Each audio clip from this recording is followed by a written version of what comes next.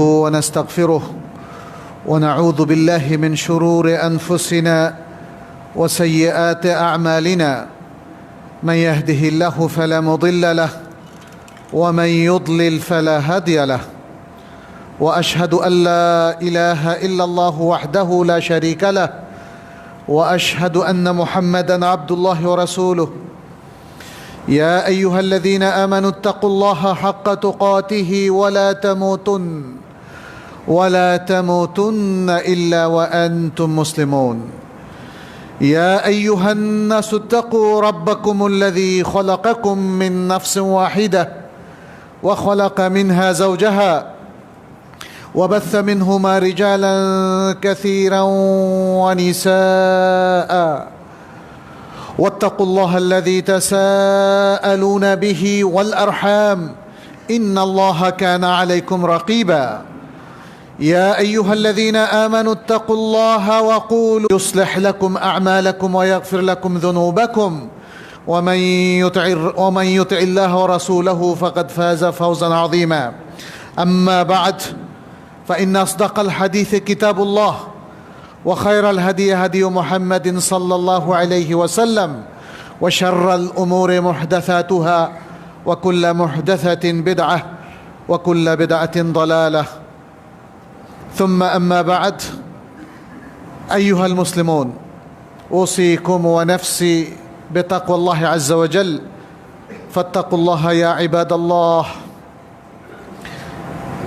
اتقوا الله في علانكم وسركم وفي جميع شؤونكم فإن التقوى وصية الله للأولين والآخرين ولجميع الأنبياء والمرسلين ولجميع المؤمنين نسأل الله سبحانه أن يجعلنا وإياكم من عباده المتقين ويتقبل منا ومنكم صالح الأعمال إنه ولي ذلك والقادر عليه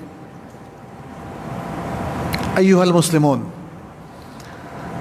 আজকে আমরা এমন একটা পেশা নিয়ে কথা বলবো যেটা পৃথিবীর সর্বকালের সর্বশ্রেষ্ঠ পেশা।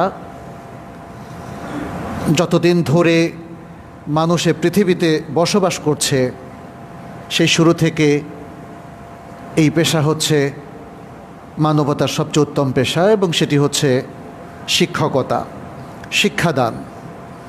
শিক্ষাদান শুধু মুসলিম উম্মার নয়, বরং গোটা মানব জাতির সবচেয়ে গুরুত্বপূর্ণ পেশা, সবচেয়ে গুরুত্বপূর্ণ প্রোগ্রাম, সবচেয়ে গুরুত্বপূর্ণ কাজ, যার মাধ্যমে একটা জাতি অন্ধকার থেকে আলোয় আসতে পারে,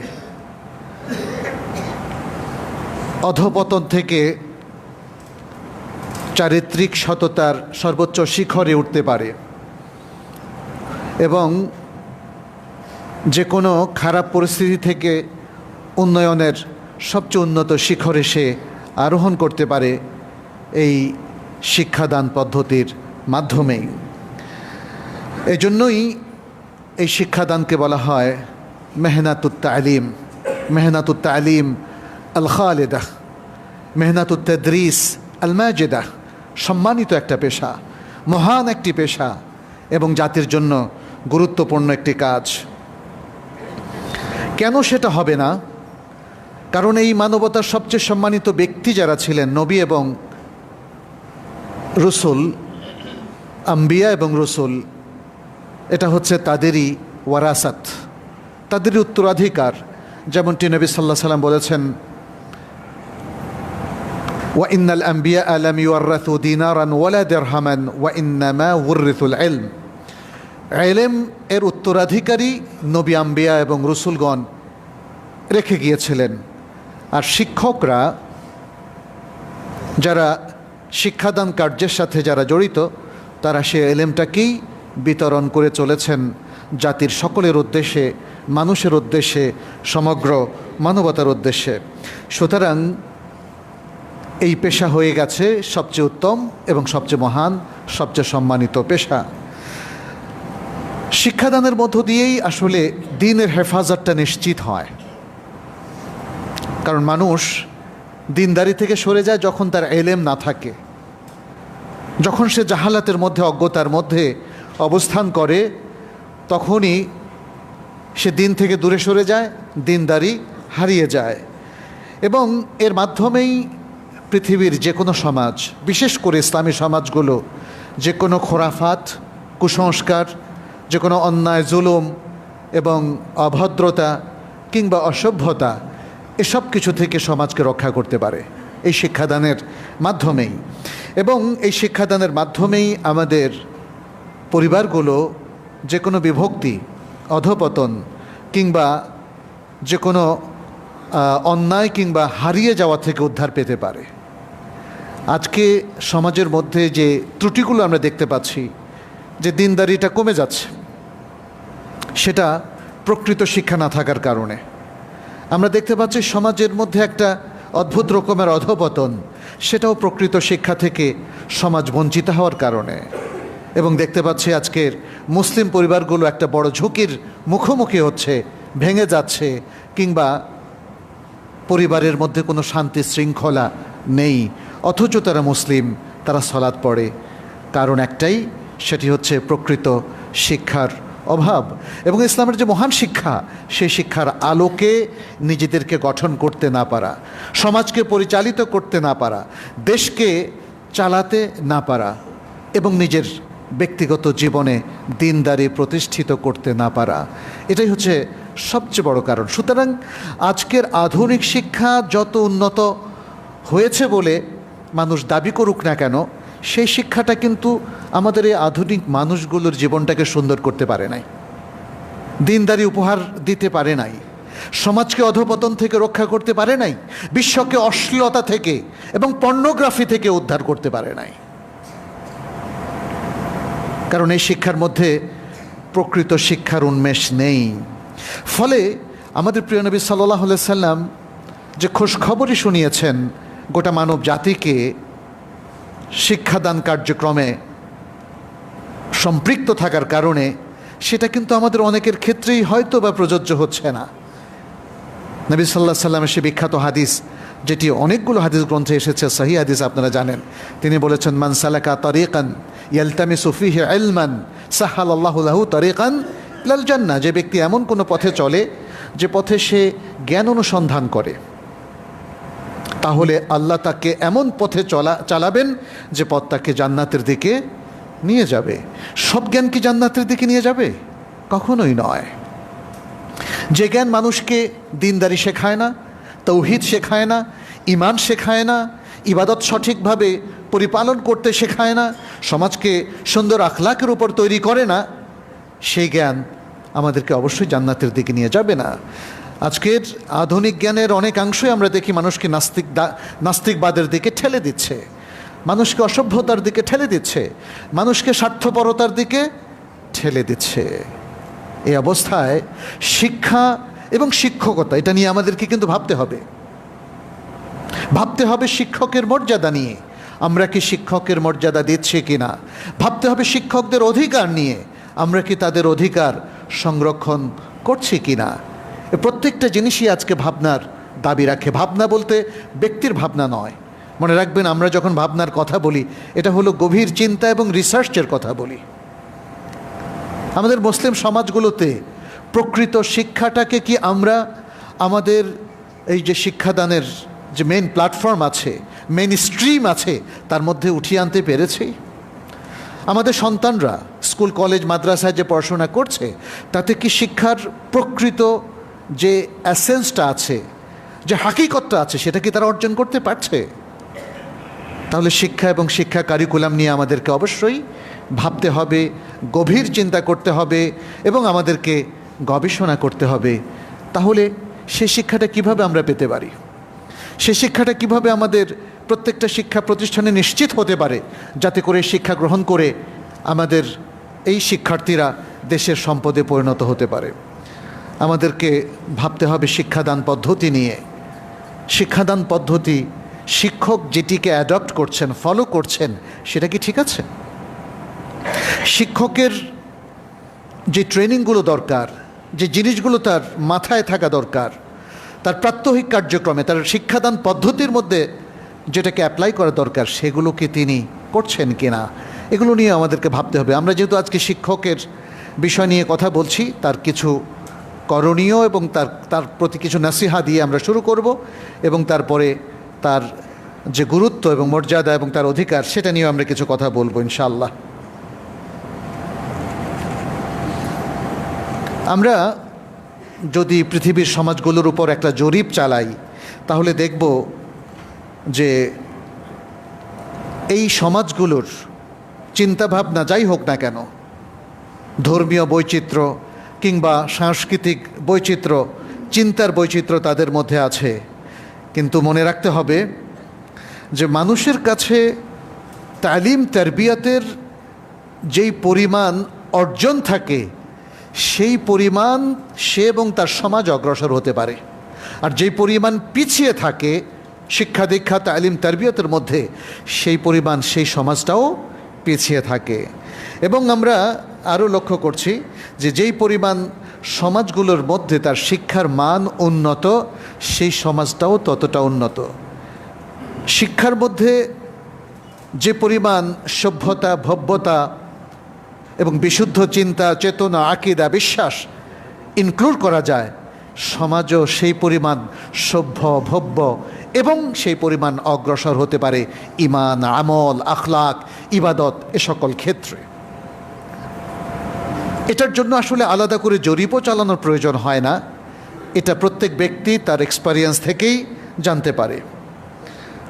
আজকের সমাজে দেখুন নানা রকম দারিদ্র্যও কিন্তু আমাদের আছে। দারিদ্র্য যদিও আমরা বলতে অর্থনৈতিক দৈন্যতা বুঝি, কোনো সন্দেহ নেই শিক্ষা দীক্ষা পিছিয়ে থাকার কারণে অর্থনৈতিক দৈন্যতা যেমন তৈরি হয়, আরও বেশি তৈরি হয় চিন্তার দৈন্যতা, মানসিক দৈন্যতা, চারিত্রিক এবং আখলাকি দৈন্যতা, যেটাকে আমরা নৈতিক অধপতন বলে অভিহিত করি। তাহলে সমস্ত ক্ষেত্রে এই যে জিনিসগুলো আমাদের সামনে চলে আসে সেটা হচ্ছে শিক্ষাহীনতার কারণে বা প্রকৃত শিক্ষা না দেওয়ার কারণে, অথবা শিক্ষার মান সঠিকভাবে নিশ্চিত না করার কারণে। অতএব আজকে আমাদের যারা শিক্ষার সাথে সংশ্লিষ্ট ব্যক্তিবর্গ আছেন, যারা শিক্ষা পলিসি স্ট্র্যাটেজি তৈরি করছেন এবং বিশেষ করে যারা শিক্ষাদান পদ্ধতির সাথে জড়িত, তাদেরকে আজকে অনেক সতর্কভাবে শিক্ষোন্নয়নের বিষয়গুলো নিয়ে ভাবতে হবে, শিক্ষাদান পদ্ধতির বিষয়গুলো নিয়ে ভাবতে হবে। এক্ষেত্রে আমরা যে বিষয়টি বলবো সেটি হচ্ছে আমাদের শিক্ষকদের জন্য কিছু নাসিহা। তবে তার আগে আমি শিক্ষকদের উদ্দেশ্যে কিছু কথা বলতে চাই। তাদের মধ্যে একটা অনুভূতি আসা দরকার যে তারা একটা মহান পেশায় নিযুক্ত একজন শিক্ষক। আমাদের দেশের শিক্ষকরা নানা দিক থেকে আসলে তারা দৈন্যতার মধ্যে আছেন, বিশেষ করে অর্থনৈতিক দিক থেকে। এজন্য অনেকেই শিক্ষকদেরকে ছাপোষা মাস্টার বলেও অভিহিত করেন, অর্থাৎ সামান্য কিছু পয়সার বিনিময়ে তারা তাদের দিন গুজরান করেন। ফলে এই পেশার প্রতি মানুষের অনেক গ্রহ সৃষ্টি হয়েছে। বিশেষ করে প্রাথমিক শিক্ষা কেন্দ্র বা বিদ্যালয় কিংবা মাদ্রাসাগুলো শিক্ষকদের আসলে জীবনযাত্রার মান অত্যন্ত নিচু মানের হওয়ার কারণে সবাই কেউ এটাকে আর স্বপ্ন দেখে না যে তিনি একজন শিক্ষক হবেন না। পৃথিবীর অনেক দেশেই আমরা দেখি প্রাথমিক বিদ্যালয়ের শিক্ষকরা এবং বিশ্ববিদ্যালয়ের শিক্ষকরা শুরু করেন একই বেতনে। আমি যতটুকু জানি এটা সৌদি আরবের আমরা যখন পড়তাম তখনও এটা ছিল, এই নিয়মটা ছিল, এখন আছে কিনা জানি না, যাতে করে একজন মহান শিক্ষক তিনি চাইলেই শিশুদেরকে নিয়ে তার শিক্ষকতার জীবন শুরু করতে পারেন। এবং কোনো বৈষম্য করা হয়নি যাতে করে সকলেই বিশ্ববিদ্যালয়ের শিক্ষক হওয়ার জন্য প্রতিযোগিতায় লিপ্ত না হন। তাহলে প্রাথমিক শিক্ষার্থীদের ভালো শিক্ষক কিভাবে পাওয়া যাবে, তাই না? এটা একটা বড় প্রশ্ন। এগুলো নিয়েও আমাদেরকে ভাবতে হবে। আমার মনে হয় এটা জাতীয় পলিসির সাথেও জড়িত একটা বিষয় যে প্রাথমিক বিদ্যালয়ের অথবা মাদ্রাসার শিক্ষকরা তারা কোন বেতনে শুরু করবে। শিক্ষকদের জন্য আসলে আমাদের অনেক ভালো ভালো কথা বলতে হয়, কারণ তারাই হচ্ছেন সেই ব্যক্তিত্ব আল্লাহ সুবহানাহু ওয়া তাআলা যাদের মাধ্যমে মানুষকে তৈরি করেন। প্রথমত আল্লাহ তাদেরকে সৃষ্টি করেছেন, কিন্তু তাদের যে মরাল ডেভেলপমেন্টটা এটা তৈরি করেন শিক্ষক। ফলে শিক্ষকদের এই যে মর্যাদার কথা আমরা দেখতে পাচ্ছি, আল্লাহ সুবহান তাআলা তাদের এই মর্যাদা তৈরি করে দিয়েছেন এবং এই ময়দানে তাদের থাকাটাকে সহজ করে দিয়েছেন। শিক্ষকতার ময়দানে দীর্ঘদিন সারা জীবন শিক্ষক হিসেবে কাটানো আসলেই কঠিন জিনিস, এবং এর মাধ্যমে তারা একটা হাসানাতে জারিয়া, যেটাকে আমরা সাদাকায়ে জারিয়া বলি, সাদাকায়ে জারিয়ার একটা চমৎকার সুযোগ তাদের সৃষ্টি হয়েছে যদি তাদের সেই নেক নিয়তটা থাকে। এর মাধ্যমে আমরা দেখি যে রাসূল সাল্লাল্লাহু আলাইহি সাল্লামের সেই বাণীও তাদের ক্ষেত্রে সত্য বলে প্রমাণিত, যেখানে রাসূল সাল্লাল্লাহু আলাইহি সাল্লাম বলেছেন যে আল্লাহ সুবহানাহু ওয়া তাআলা নিজে, তার ফেরেশতাগণ এবং আহলুস সামাওয়াতি ওয়াল আরদ, আসমান এবং জমিনে যা কিছু রয়েছে, যত প্রাণী এবং অন্য সব কিছু রয়েছে, এমনকি তিনি বলছেন হাত্তা নেমলাতু ফি জুহরিহা, এমনকি পিঁপড়া তার গর্তেও এই শিক্ষাদানে যারা নিয়োজিত তাদের জন্য দোয়া করে। কারণ আপনারা দেখবেন যে আলেম মানেই হচ্ছে যিনি আসলে মুআল্লিমও বটে। ইসলামের ইতিহাসে উলামায়ে কেরাম তারা মুআল্লিমুনও ছিলেন।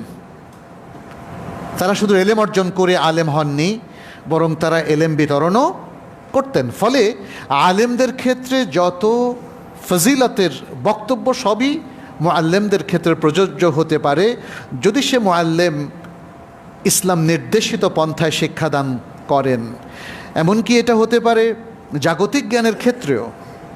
জাগতিক জ্ঞানের ক্ষেত্রেও যদি কোনো শিক্ষক সে মুসলিম উম্মার সন্তানদেরকে প্রশিক্ষিত এবং শিক্ষিত করার জন্য চেষ্টা করে, এমনকি সে যদি তাকে সমাজবিজ্ঞান শেখায়, গণিত শেখায়, ভাষা শেখায়, কিংবা অন্য যে কোনো উপকারী জ্ঞান শেখায়, যে জ্ঞানগুলো শেখানোর ক্ষেত্রে ইসলাম আমাদেরকে অনুমতি দিয়েছে, যে জ্ঞানগুলো শেখানো উপকারী জ্ঞান হিসেবে ইসলাম স্বীকৃতি দিয়েছে, সেই জ্ঞানের যারা শিক্ষক তাদের ক্ষেত্রেও এই দোয়ার ফজিলতগুলো প্রযোজ্য হবে।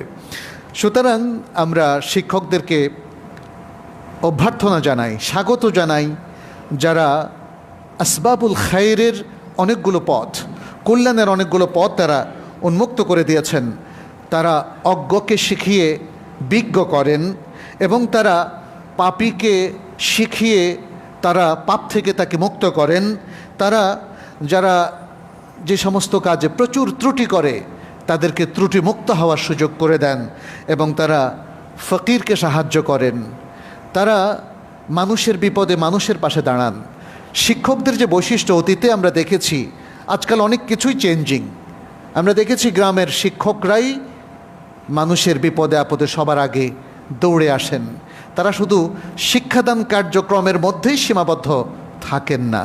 অতএব এই শিক্ষাদানের সাথে যারা জড়িত আমরা তাদেরকেও স্মরণ করিয়ে দিতে চাই যে আপনারা এই মহান কাজের পাশাপাশি সামাজিক মহান কাজগুলোতে অংশগ্রহণ করছেন। এজন্য আপনাদেরকে ধন্যবাদ। আল্লাহ আপনাদের ভালো করুন। শিক্ষকরা আরও যে কাজটি করেন সেটি হচ্ছে রিসালাতের দায়িত্ব তারা পালন করেন। রিসালাতের দায়িত্ব মূলত রাসূলদের, তাই না? এই জন্য কেউ কেউ এভাবে বলেছেন কাদাল মুআল্লিমু আইয়াকুনা রাসূলা, শিক্ষক যেন রাসূলের পরিণত হচ্ছেন। মানে আসলে তিনি রাসূল নন, বাট রিসালাতের দায়িত্ব তিনি পালন করছেন। আর নবী সাল্লাল্লাহু আলাইহি ওয়াসাল্লাম যখন তাদেরকে ওয়ারাসাতুল আম্বিয়া হিসেবে উল্লেখ করলেন, তার মানে হচ্ছে নবীরা যে জ্ঞানগুলো, রিসালাতের যে মহান দায়িত্বগুলো রেখে গিয়েছেন মানব জাতির জন্য, শিক্ষকরা সে দায়িত্বটা পালনে সবচেয়ে বেশি অগ্রসর এবং সেটা তারা পালন করেছেন। ফলে শিক্ষকদেরকে আমরা দেখি তারা মানুষকে ভালো কাজের নির্দেশ দেন, ফজিলাপূর্ণ কাজের তারা নির্দেশ দেন। তারা মানুষকে অন্যায় এবং যে কোনো খারাপ জিনিস থেকে, খারাপ স্বভাব থেকে, অমঙ্গল অকল্যাণকর কাজ থেকে তারা মানুষকে নিষেধ করেন। তারা মানুষের অন্তরটাকে একটা বিশেষ প্রশিক্ষণ দেন। এই জন্যই এডুকেশনটাকে বলা হয় harmony of the soul, mind and body. দেহ মন সত্তা পুরোটারই একটা সুশীল চমৎকার পদ্ধতি হচ্ছে তাকে সুশীল করার, সেটা হচ্ছে শিক্ষা এবং তারবিয়া। তিনি মানুষের আকলটাকে আরও শক্তিশালী করে দেন, কারণ তিনি আকলটাকে জ্ঞানের মাধ্যমে পরিশীলিত করেন। আমরা কোনো একটা আলোচনায় বলেছিলাম মানুষের আকলকে আলোকিত করতে হবে ইলম দিয়ে, তা না হলে সে আকল পথ হারিয়ে ফেলবে। শিক্ষক এই কাজটাই করেন। তিনি প্রত্যেক শিশু এবং শিক্ষার্থীর আকলকে আলো দিয়ে তথা ইলম দিয়ে আলোকিত করে দেন, ফলে এই আকলগুলো আর পথ হারায় না। সুবহানাল্লাহ। তিনি মানুষের অন্তরগুলোকে ঈমান দিয়ে ভরপুর করে দেন, ঈমানি তারবিয়ত তিনি প্রদান করেন, তিনি আকলগুলোকে ইলম দিয়ে ভরে দেন, এবং এভাবেই একটা পরিশীলিত, সভ্য, ভদ্র, বিনয়ী, প্রশিক্ষিত, শিক্ষিত একটা জেনারেশন গড়ে তোলেন। সুবহানাল্লাহ। এটা বিশাল একটা কাজ। এই কাজটা বাবা মায়েরও কাজ, এই কাজটা ওলামায়ে কেরামের কাজ, এই কাজটা শিক্ষকের কাজ। শিক্ষক যদি এভাবে জেনারেশনকে গড়ে তুলতে পারেন, তাহলে জেনারেশনের এই শিক্ষার্থীরা হবে দেশের সম্পদ, উম্মার সম্পদ, ইসলামের সম্পদ, মানবতার সম্পদ। এই মহান কাজটা যারা করছেন তাদেরকে আমরা কতটুকু সম্মান প্রদান করছি একটু ভেবে দেখা দরকার।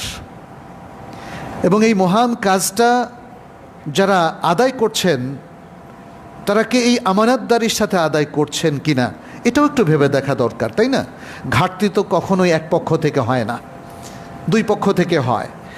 আজকে শিক্ষকদের এই মহান মর্যাদার যে ব্যত্যয় ঘটেছে, সে কারণে আমরা শিক্ষকতায় নিয়োজিত অনেক শিক্ষককেও দেখি, তাই না? তারা কোচিং বাণিজ্য শুরু করেছেন, শিক্ষাদানটাকে তারা মহান পেশা হিসাবে গ্রহণ করেন নাই, মানি মেক করার পেশা হিসাবে গ্রহণ করেছেন, ফলে এটা মানুষের কাছে ভালো লাগেনি। আবার এটাও সত্য, মহান শিক্ষক যারা আছে তাদেরকে খুঁজে খুঁজে কি আমরা সম্মানিত করছি, তাই না? আজকে আমাদের গ্রামে গঞ্জে, দেশের প্রত্যন্ত অঞ্চলে দেখুন অনেক ভালো ভালো শিক্ষক আছেন, মাদ্রাসার শিক্ষক, স্কুলের শিক্ষক, ফাজল কামিল মাদ্রাসা কিংবা অন্যান্য ইসলামী শিক্ষা প্রতিষ্ঠানের শিক্ষক, কলেজ ইউনিভার্সিটির শিক্ষক, এর মধ্যে অবশ্যই ভালো ভালো প্রচুর শিক্ষক রয়েছেন। আজকে আমাদের সামাজিক ব্যবস্থাপনায় এই ভালো শিক্ষক, মহান শিক্ষকদের স্বীকৃতি দেওয়ারও কোনো ব্যবস্থা নেই। কিছু সংখ্যক শিক্ষক যদি ভুল করে বসেন, দুনিয়াদার হন, সেই প্রায়শ্চিত্ত তো সবাইকে করতে হবে এমন কোনো কথা নেই। ফলে আজকে আমরা দেখি ওভারঅল সারা বিশ্বের শিক্ষকের সাথে আমাদের দেশের শিক্ষকের অধিকার এবং মর্যাদায় যথেষ্ট ফারাক রয়েছে। যে কথা বলছিলাম, অনেকেই মাস্টারদেরকে ছাপোষা মাস্টার বলেন। তাহলে শিক্ষকদের যে অধিকার, এটা সমাজকে, রাষ্ট্রকে যেমন রক্ষা করতে হবে, এবং আমরা যারা জনগণ আছি আমাদেরকেও শিক্ষকদের সঠিক মর্যাদা দিতে হবে।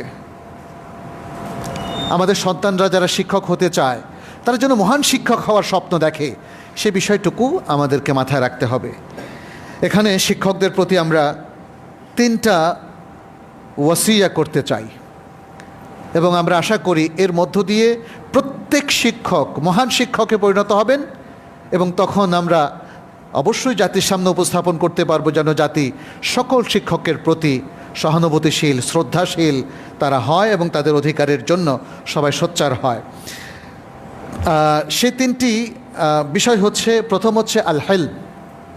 আল হেলম, হেলেম মানে হচ্ছে সহনশীলতা, কোনো জিনিসের তাড়াহুড়ো না করা, জেনারেশন তৈরি করা, শিক্ষার্থীদেরকে মানুষের মতো মানুষ করে গড়ে তোলা, এটার জন্য সহিষ্ণুতা প্রয়োজন, সহনশীলতা প্রয়োজন। একদিনে একজন ব্যক্তিকে তৈরি করা যায় না। কিভাবে সেটা সম্ভব সেটা আমরা বলছি। আল হেলমকে বলা হয় আসলুকুল্লে করিম ও আসলুকুল্লে খের। প্রত্যেক সম্মানিত যে কোনো ভালো কাজের জন্যে, ভালো কাজের মূল হলো আল হেলম, সহনশীলতা। প্রত্যেক কল্যাণের মূল হলো সহনশীলতা। ফলে এই সহনশীলতার জ্ঞানটা অথবা সহনশীলতার বৈশিষ্ট্যটা যদি কেউ অর্জন করতে পারেন, তখন দুনিয়ার সার্বিক সাফল্য তার কাছে ধরা দেবে। একজন শিক্ষক তিনি যখন শিক্ষার্থীদেরকে শেখান তখন তাকেও সহনশীল হতে হবে। ক্লাসে অনেক ধরনের শিক্ষার্থী থাকে, তাদেরকে ধীরে ধীরে জ্ঞানী করে গড়ে তুলতে হবে, সময় দিতে হবে, অস্থির হলে হবে না।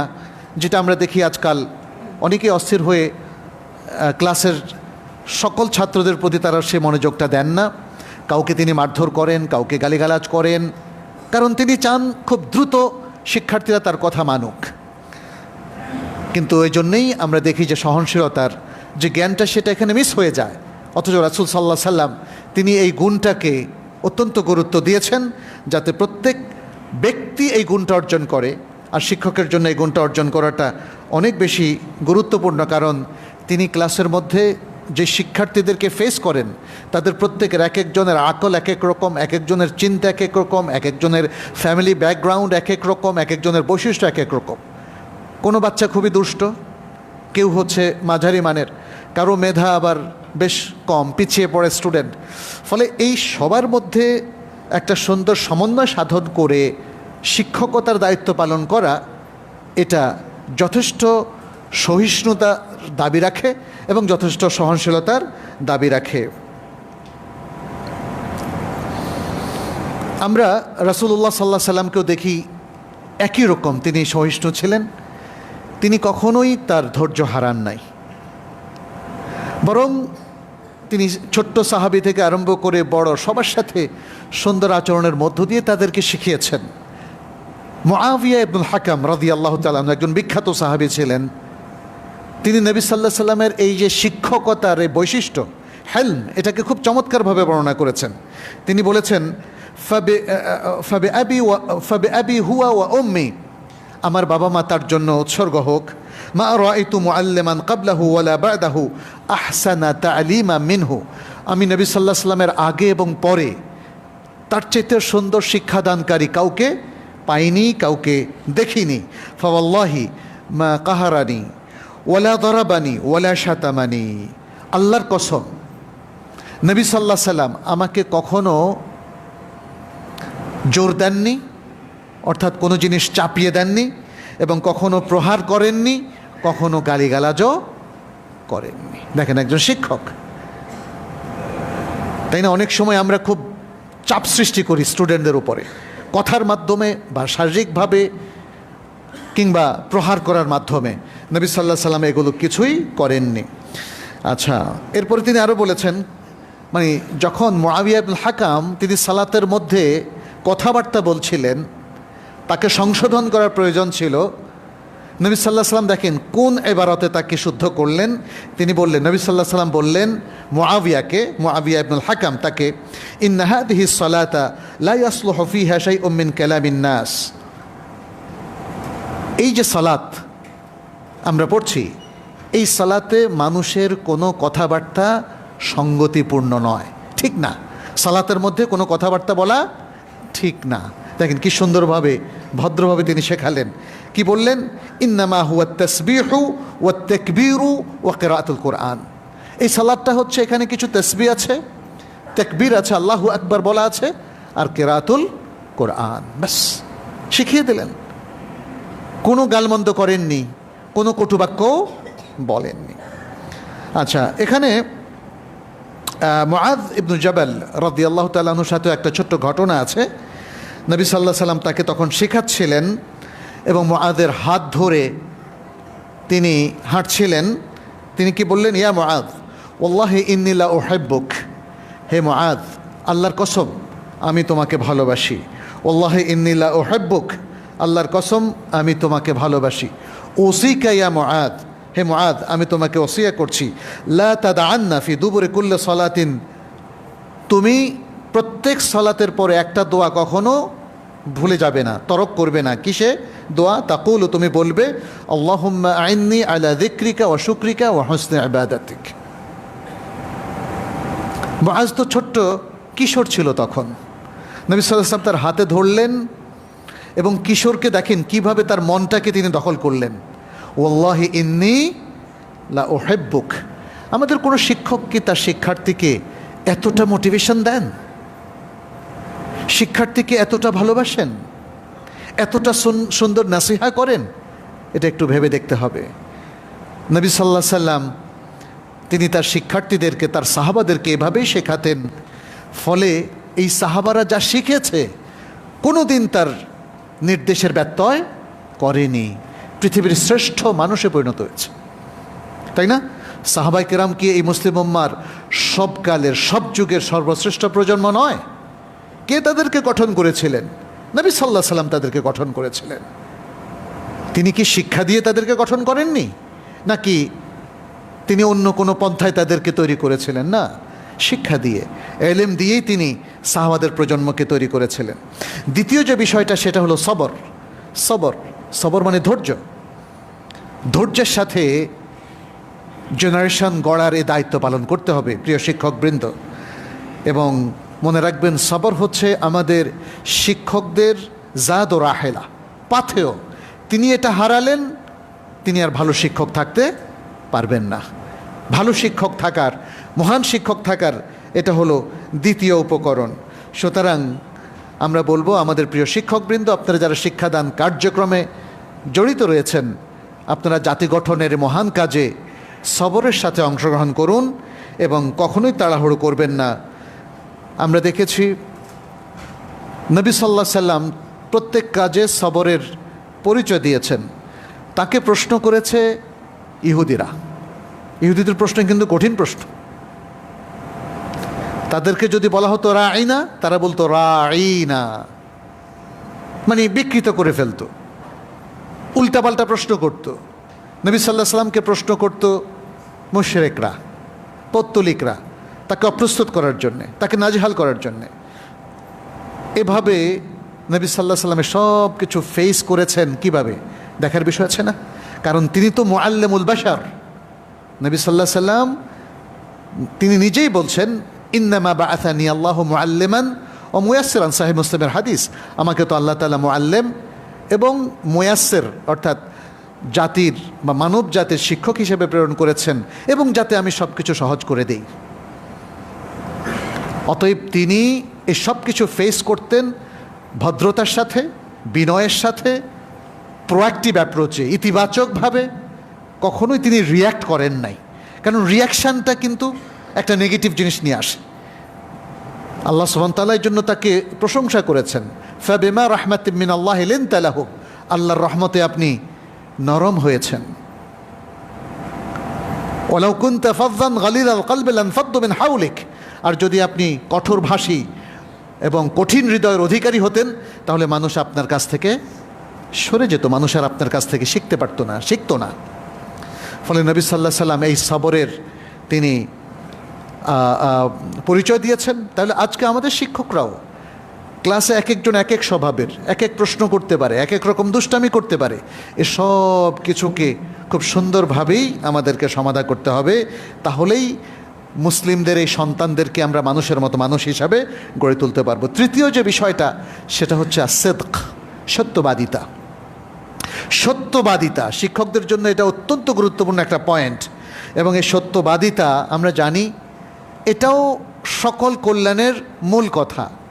সত্যবাদিতা হারালেন তো কল্যাণ হারিয়ে গেল। ফলে আমাদেরকে সত্যবাদিতার এই জিনিসটাকেই কালচার করতে হবে আমাদের জীবনে, চিন্তা চেতনায়, প্র্যাকটিসে, প্রোগ্রামে, সব কিছুতে। এবং শিক্ষকদের জন্য এটা আরও গুরুত্বপূর্ণ। শিক্ষকদের ক্ষেত্রে সত্যবাদিতা তিনটা ক্ষেত্রে তাকে নিশ্চিত করতে হবে। এক নম্বর হলো, তিনি যা শেখাচ্ছেন সেটা ট্রু হতে হবে। তিনি যা শেখাচ্ছেন সেটা সঠিক হতে হবে, গোজামিল দেওয়া যাবে না। শিক্ষার্থীকে ভুল তথ্য সরবরাহ করা যাবে না, সেটা ইসলামের তথ্য হোক, কোরআনের তথ্য হোক, হাদিসের তথ্য হোক, এমনকি আমাদের বাংলাদেশের ইতিহাসই হোক না কেন। শিক্ষার ক্ষেত্রে আমরা দেখি বিভিন্ন রকম চিন্তাভাবনার মানুষ, তারা নিজেদের চিন্তাভাবনাগুলো ঢুকিয়ে দেয়। একজন শিক্ষক সেটা অ্যাকসেপ্ট করবেন না। তিনি সত্য ছাড়া আর কোনো ইনফরমেশন নেবেন না এবং আদান প্রদান করবেন না। তাহলে এই সত্যবাদিতা আমাদের সন্তানদের কাছে কোরআন সুন্নাহর সঠিক জ্ঞানটাও কিন্তু সুন্দর করে পৌঁছে দেওয়ার ব্যবস্থা করবে। কারণ অমান আসদাকু মিনাল্লাহি কিলা, আল্লাহর চাইতে সত্যবাদী আর কি আছে। অতএব কালামুল্লাহ পৃথিবীর সবচেয়ে সত্য গ্রন্থ। এবং তারপরে হাদিসুর রাসূল সাল্লাল্লাহু আলাইহি ওয়াসাল্লাম, শরঈ এবং দ্বীনি যে জ্ঞান, এর পাশাপাশি দুনিয়ার জাগতিক যে উপকারী জ্ঞানগুলো আছে, সর্বক্ষেত্রে তাকে সত্যবাদিতা মেনটেন করতে হবে। দ্বিতীয় যে বিষয়টা সেটি হচ্ছে শিক্ষার্থী সম্পর্কে তার যে ওয়ালিউল আমর, আউলিয়া উলম, তার অভিভাবক আছে, তাদের কাছে সত্য বিষয়টা সরবরাহ করতে হবে। অনেক প্রতিষ্ঠান দেখা যাচ্ছে যে শিক্ষার্থী সম্পর্কে সঠিক তথ্য দিচ্ছে না, তার ঘাটতিগুলো অভিভাবকের সাথে শেয়ার করছে না, ফলে প্যারেন্টস এবং শিক্ষকের সহযোগিতায় যে জেনারেশনটা গড়ে উঠতে পারত, সেখানে কিন্তু ব্যর্থতা দেখা যাচ্ছে। এই জায়গাটাও আমাদের শিক্ষকদেরকে সাবধান হতে হবে, যেন প্রত্যেক শিক্ষার্থীর অভিভাবকদেরকে সত্যবাদিতার সাথে সঠিক ইনফরমেশন প্রোভাইড করা হয় এবং এর মধ্য দিয়ে শিক্ষার্থীকে আরও সুন্দরভাবে গড়ে তোলার সুযোগ আমাদের সামনে উন্মোচিত হয়। তৃতীয় যে বিষয়টি, সেটি হচ্ছে শিক্ষার্থীর সাথে শিক্ষকের সত্যবাদিতা। প্রত্যেক শিক্ষার্থী যেন তার শিক্ষকের কাছ থেকে সঠিক তথ্যগুলো পান, সুন্দর আচরণ পান। শিক্ষার্থীর যদি কোনো ত্রুটি থাকে সেগুলোকে নসিহাতের মাধ্যমে কারেকশন করা হয়। তার মধ্যে যদি কোনো বড় সমস্যা থাকে সেটাকে তৌজিহ এবং কাউন্সেলিংয়ের মাধ্যমে সেগুলোকে যেন মিটিগেট করা হয়। এভাবেই যদি শিক্ষক তার দায়িত্ব পালন করেন, কোনো সন্দেহ নেই সেটা হবে সবচেয়ে চমৎকার দায়িত্ব পালন এবং মহান পেশার এটাই হবে সবচেয়ে আলোকিত প্রক্ষেপণ এবং অংশগ্রহণ। আমরা শিক্ষকদের এই বিষয়গুলো বলার পাশাপাশি আরেকটা কথা বলে পরবর্তী বিষয়ে যাব, সেটি হচ্ছে শিক্ষকরা হবেন কদওয়া। নবী সাল্লাল্লাহু আলাইহি সাল্লাম পুরা মানব জাতির যেহেতু শিক্ষক ছিলেন, আল্লাহ তাকে পুরো মানব জাতির কদওয়া বা মডেল বানিয়ে দিয়েছেন। এখানে কয়েকটা আয়াত আমাদের সামনে সে কথাটা উপস্থাপন করছে। আল্লাহ তাআলা বলছেন, ওয়া ইন্নাকা লাআলা খুলুকিন আযীম। নবী সাল্লাল্লাহু আলাইহি সাল্লামকে উদ্দেশ্য করে আল্লাহ তাআলা বলছেন, নিশ্চয়ই তুমি সবচেয়ে উত্তম চরিত্রের উপর অধিষ্ঠিত, কারণ তুমি মুআল্লামুল বাশার, তোমার চরিত্র সবচেয়ে উত্তম হতে হবে। এবং সূরা আল আহজাবের মধ্যে আল্লাহ তাআলা বলছেন, লাকাদ কানা লাকুম ফি রাসূলিল্লাহি উসওয়াতুন হাসানাহ, নিশ্চয়ই রাসূলুল্লাহর মধ্যে রয়েছে উত্তম আদর্শ। তাহলে যিনি রাহমাতুল লিল আলামিন হবেন, কদওয়া মুআল্লিমুল বাশার হবেন, তাকে কদওয়া লিল বাশারও হতে হবে। যে শিক্ষার্থীকে আপনি শিক্ষক হিসাবে পড়াবেন তাদের কাছে আপনি রোল মডেল। আমাদের শিক্ষার্থীরা বাসায় ফিরে বলে যে বাবা তোমার কথা ঠিক না, আমার স্যার বলেছেন বা ওস্তাদ বলেছেন এটা এরকম। শিক্ষার্থী তার বাবার সাথে তর্ক করে যে শিক্ষকের কথাই ঠিক, বাবার কথা ঠিক না। তাহলে আমরা সবাই কিন্তু সচেতন অচেতন সর্বাবস্থায় শিক্ষককেই কিন্তু এক নাম্বার কদওয়া বা রোল মডেল হিসাবে আমরা গ্রহণ করে নিচ্ছি। যদি তাই হয় তাহলে আজকে আমাদের শিক্ষকদেরকেও ভেবে দেখতে হবে, তারা যদি কদওয়া হতে না পারেন, তারা যদি ভুল পথে যান, তাহলে পুরো জাতি কিন্তু ভুল পথে যাবে। তারা যদি সঠিকভাবে নিজেদেরকে উপস্থাপন করতে ব্যর্থ হন, তাহলে এই শিক্ষার্থীরাও সম্পদ হিসাবে গড়ে উঠবে না। অতএব জাতির বিশাল বড় দায়িত্ব আমাদের শিক্ষকদের উপর অর্পিত হয়েছে। আমাদের প্রিয় শিক্ষকবৃন্দ, আপনাদের প্রতি নাসিহাটুকু আমরা করলাম।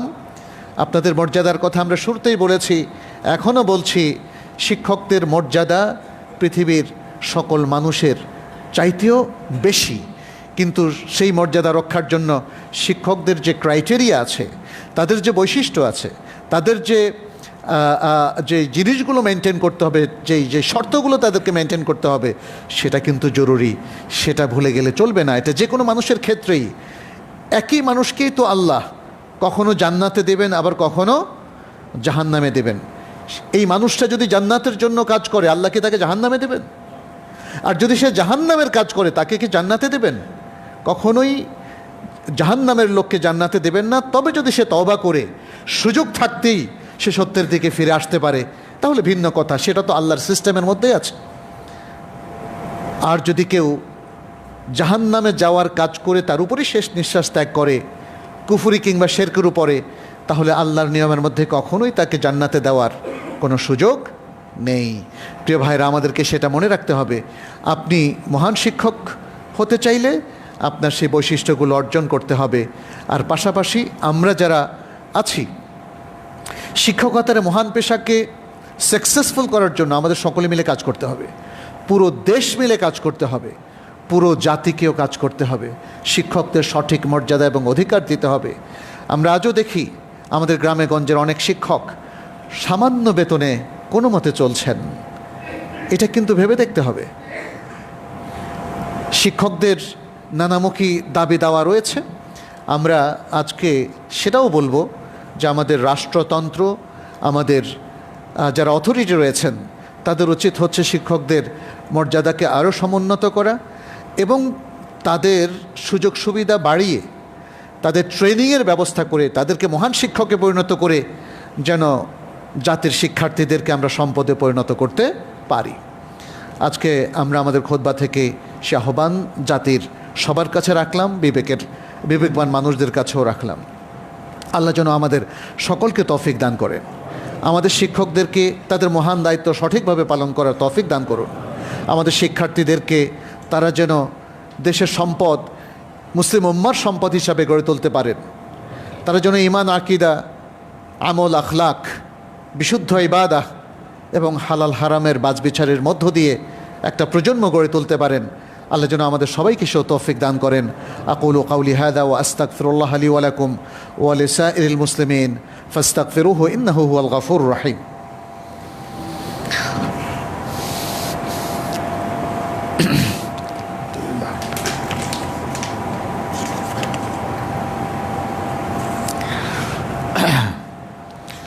আলহামদুলিল্লাহি আলা ইহসানিহি والشكر له على توفيقه وامتنانه وأشهد أن لا إله إلا الله وحده لا شريك له تعظيما لشأنه وأشهد أن محمدا نبينا صلى الله عليه وسلم الداعي إلى جنانه والمحذر من نيرانه صلى الله عليه وعلى آله وأصحابه ومن تبعهم بإحسان إلى يوم الدين. أما بعد، أيها المسلمون اتقوا الله وكونوا عباد الله الصالحين واتبعوا سنة نبيكم. نسأل الله سبحانه أن يجعلنا وإياكم من عباده المتقين المؤمنين المخلصين إنه ولي ذلك والقادر عليه. أيها المسلمون، আমরা ইলমের গুরুত্ব নিয়ে এবং আলেম মুআল্লিমের গুরুত্ব নিয়ে কিছু কথা বলেছি। সম্মানিত উপস্থিতি, ইলম অর্জন প্রত্যেক মুসলিমের উপরই ফরজ। সেরকম নির্দেশনা কোরআন সুন্নাহ উভয়ই রয়েছে। ইলম বিতরণের দায়িত্ব যারা পালন করছেন তারাই হলেন মুআল্লিম।